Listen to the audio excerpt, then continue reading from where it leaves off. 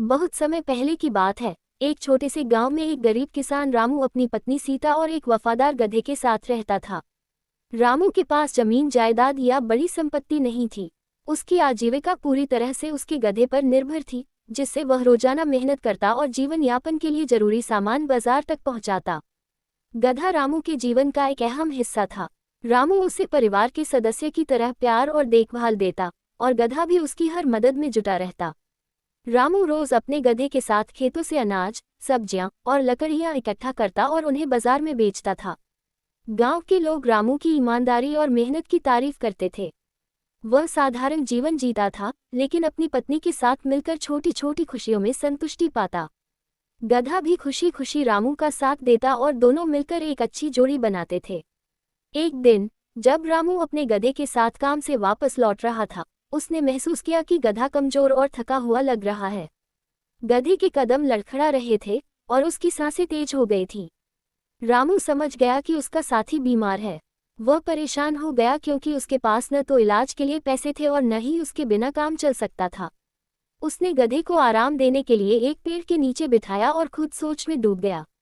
तभी उसी जंगल में तपस्या कर रहे एक साधु महाराज रामू के पास आए।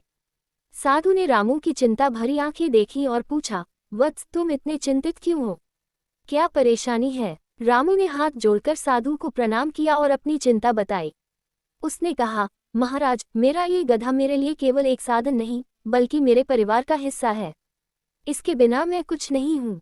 यदि इसे कुछ हो गया तो मेरा जीवन भी बर्बाद हो जाएगा। साधु ने रामू की सच्ची भावना और गधे के प्रति उसके प्रेम को देखा और उसे सांत्वना दी। उन्होंने रामू को एक वरदान देने का निश्चय किया। साधु ने मुस्कुराते हुए कहा, वत्स, मैं तुम्हारे गधे को एक जादुई वरदान दूंगा। अब से हर बार जब तुम इसे पानी में स्नान कराओगे, इसके शरीर से सोने के सिक्के बरसेंगे। लेकिन याद रखना, इसका इस्तेमाल केवल जरूरतों को पूरा करने के लिए करना और लालच से दूर रहना। रामू के लिए ये किसी चमत्कार से कम नहीं था। उसने साधु का धन्यवाद किया और गधे को लेकर घर लौट आया। उसकी उत्सुकता अपने चरम पर थी और उसने मन ही मन सोचा कि साधु की बात सच होगी या नहीं। घर पहुंचते ही उसने एक टब में पानी भरा और गधे को उसमें स्नान कराया। जैसे ही गधा पानी में गया, उसके शरीर से सोने के सिक्के गिरने लगे। ये देखकर रामू और उसकी पत्नी की खुशी का ठिकाना नहीं रहा। उनके सपने सच हो गए थे। अब रामू ने अपनी जरूरतें पूरी करना शुरू किया। उसने अपने छोटे से घर को ठीक करवाया, नया कपड़े खरीदे और अपनी पत्नी के लिए भी गहने बनवाए। लेकिन रामू ने कभी लालच नहीं किया। वह गधे का स्नान केवल आवश्यकता के समय ही कराता और बाकी समय उसे आराम करने देता। इस तरह रामू का जीवन धीरे धीरे संपन्न होता गया, लेकिन उसने साधु की सलाह का पालन करना नहीं छोड़ा। कुछ ही दिनों में रामू का जीवन बदल गया। गांव के लोग उसकी तरक्की देख हैरान थे। पहले जो रामू साधारण कपड़े पहनता था, अब अच्छे कपड़े पहनता था। उसका घर भी सुंदर और नया दिखने लगा था। लोग अनुमान लगाने लगे कि आखिर रामू के पास इतना धन कहाँ से आया। कुछ लोगों ने सोचा कि उसे खजाना मिल गया है, तो कुछ ने माना कि उसने कोई गुप्त तरीका खोज लिया है। रामू का एक पड़ोसी हरिया, जो बहुत लालची और ईर्ष्यालु था, रामू की तरक्की देखकर जलता था। उसे रामू के अमीर बनने का रहस्य जानने की चाहत थी। एक दिन हरिया ने रामू के घर में झांकते हुए देखा कि रामू अपने गधे को स्नान करा रहा है और उसके शरीर से सोने के सिक्के गिर रहे हैं। ये देखकर हरिया की आंखें चमक उठीं। उसने सोचा, अगर मैं इस गधे को चुरा लूं तो मैं भी अमीर बन सकता हूं। फिर मुझे मेहनत करने की जरूरत नहीं होगी। रात को जब सब सो रहे थे, हरिया चुपके से रामू के घर में घुसा और गधे को चुरा लिया। उसने सोचा कि अब वह भी रामू की तरह गधे को पानी में स्नान कराकर सोने के सिक्के प्राप्त कर सकेगा। अगले दिन सुबह हरिया अपने घर के पिछवाड़े में गधे को ले गया और उसे एक तालाब में स्नान कराया।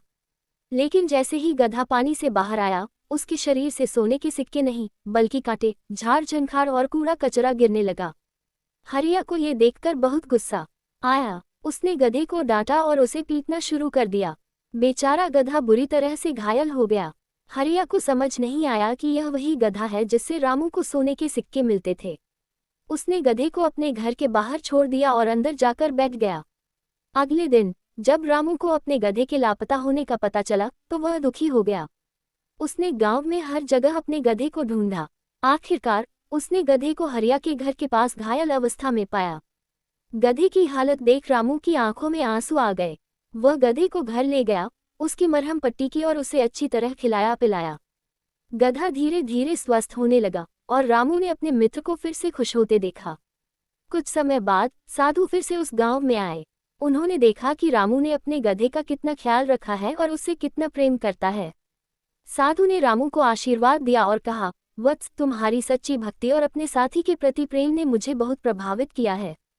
तुम्हारा गधा हमेशा तुम्हारा साथ देगा और तुम्हें आवश्यकतानुसार धन देता रहेगा। पर ध्यान रहे, इसका उपयोग सच्ची जरूरतों के लिए ही करना। रामू ने साधु को धन्यवाद दिया और हमेशा के लिए उस सीख को अपना लिया। उसने कभी धन का घमंड नहीं किया और अपने गधे को एक मित्र के रूप में माना, न कि धन का साधन। उसने अपनी संपत्ति का उपयोग गांव में दूसरों की सहायता के लिए किया। उसने गरीबों की मदद की, गांव में एक छोटा विद्यालय बनवाया और सभी के प्रति दयालुता का भाव रखा। इस प्रकार रामू का जीवन सुख और संतोष से भर गया। उसकी ईमानदारी, मेहनत और अपने साथी के प्रति प्रेम ने उसे सच्ची खुशी दिलाई। गांव के लोग भी उसकी और उसके गधे की मित्रता की कहानी सुनते और सीखते कि हमें अपने साथियों का आदर करना चाहिए और किसी भी जादुई वरदान का दुरुपयोग नहीं करना चाहिए। अगर वीडियो अच्छी लगी हो तो वीडियो को लाइक करें, शेयर करें और सब्सक्राइब करें।